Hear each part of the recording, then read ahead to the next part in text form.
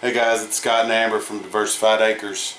We are using some of that salt cure you might have seen in the previous video that Miss Amber made for us.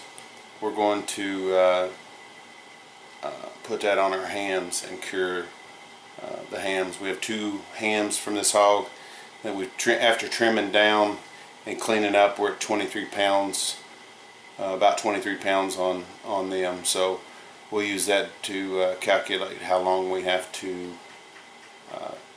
cure the hams out.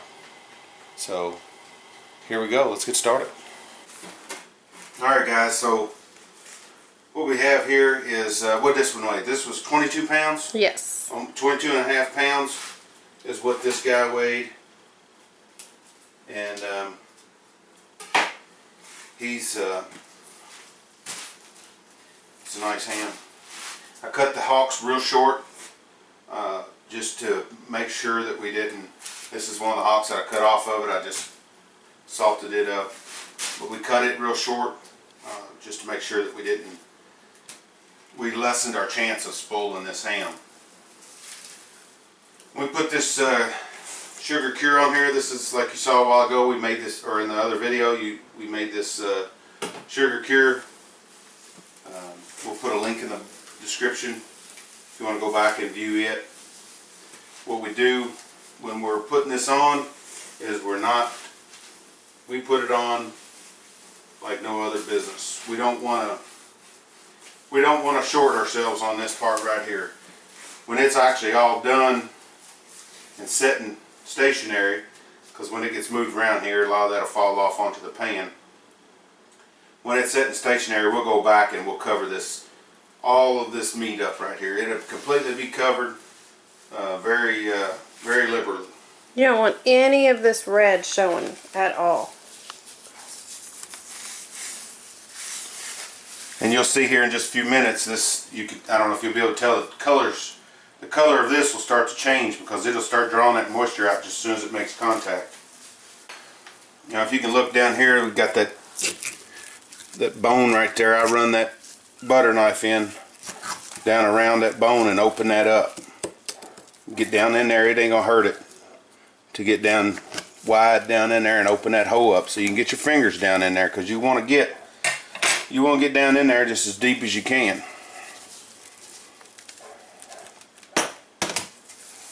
But anyway, we fill over, like I said, every one of them little crevices up, we get that salt down inside there. It doesn't have to be, you ain't reusing this salt, and it's very cheap in comparison to what it would be to go buy this ham or replace this ham. This ham here, there's no telling how much money we got invested in it by the time you figure on all the feeding and grains and time and water and everything else that went into here. If you raise your own hogs, you know what I'm talking about. There's no, especially if you raise them on a small scale like we do, and we might actually raise more than some of y'all do. We have, well, right now we've just killed 2, and we've got 2 that we're going to kill this weekend, coming up here real shortly, and we also have 6 little ones that we'll kill in the fall. They were just born not too long ago, so we'll kill them in the fall. So we're definitely not pig poor. So we've got this ham covered pretty well. Now this will set in we're going to put this in our refrigerator. We have a refrigerator that's outside. We use it for this kind of stuff, and we'll put it in there sitting on a rack so it can drain down. We'll have one of these pans underneath of it so that we catch all the droppings that come off of it, all the moisture that drips out of it. We'll catch all that, and we'll set it out there. This ham here weighed what, 23 pounds? 22 and a half. 22 and a half pounds. We'll let it set for a day and a half per pound. 22 days plus 11 will be 33 days that this ham will set in the refrigerator. And each day we'll go out there, and as you can see, we've got a bucket full of this solution that we made up here. And each day we'll go out there and we'll inspect it. We'll check it to make sure that it's covered over real well. As Amber was saying, there'll be none of this will be exposed. Now when you go out there tomorrow, it will be, because this will melt. Your salt will melt as it dehydrates the ham, and your salt will start to go away.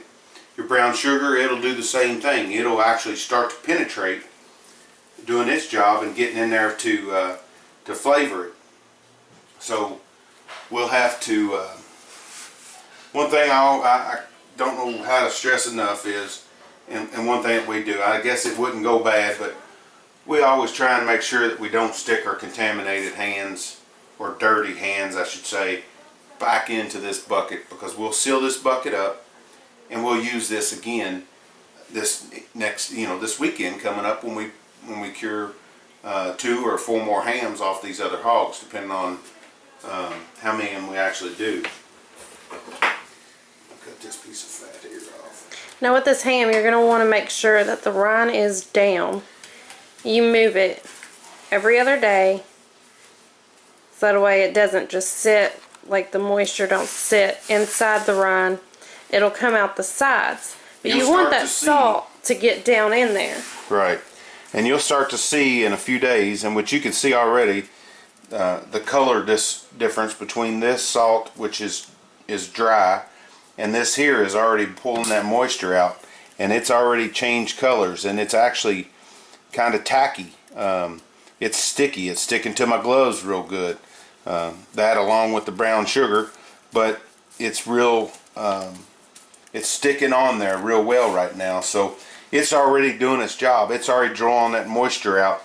I stuck my finger in a joint there just a minute ago, and I felt that I'd already stuck some in, and I felt a great deal of moisture. So I know it was drawing to that salt. Like she said, we'll set it here, rind down for the 33 days, and each and every day we'll go out and we'll add some more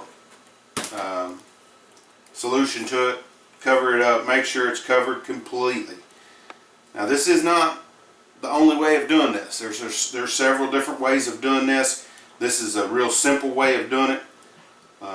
You can actually take some butcher's paper, which is paper that's not waxed. It's not. You could use newspaper actually. You could take a newspaper and you could wrap this up in a newspaper, and the newspaper as well will help to draw that moisture out. But it'll allow that ham to breathe. You've got to have some breathing room. You can't stick this in a bag. Because it's got to be able to breathe. It's got to be able to escape and get away from that moisture, or have that moisture get away from it. And that's what we're going to do here by putting it on a metal rack to where it can drip. The moisture will drip out of it. When we go out and roll this thing, we'll get some moisture pockets that'll dump out. They'll drain down to here. We'll clean this up a little bit, coat some more sugar cure on top of it, and then we'll do that for the next 33 days. We'll do it every other day. Guys, thanks for joining us. I hope this gave you an opportunity to see a different way of doing it. And if you like this video, you want to see more, subscribe. Also, if you would, give us a like. And if you want to follow us and get notifications when we upload videos, then click on the little bell right down below here, and that'll give you an email notification or text notification. I'm not sure how that actually notifies you.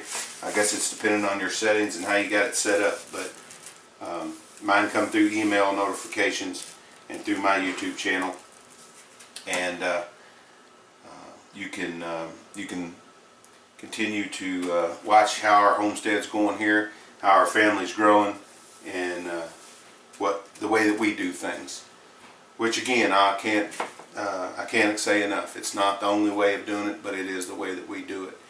And we are open to suggestions. So down below, give us a comment. Tell us what you think. If you've done it this way, you've been successful with it, which we have. We've done it this way for several years and been successful with it. But if there's an easier way, a quicker way, let us know. Let us know what you think. Thanks for watching, guys. We'll see you soon.